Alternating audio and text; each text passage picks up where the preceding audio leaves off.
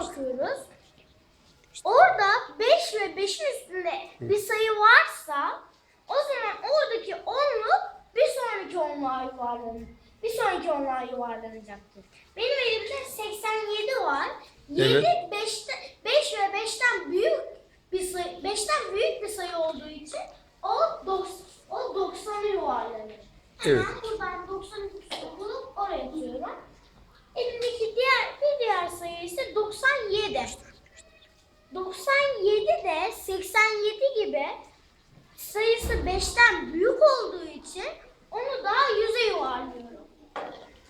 Güzel. Görüşürüz. Tebrik ederim.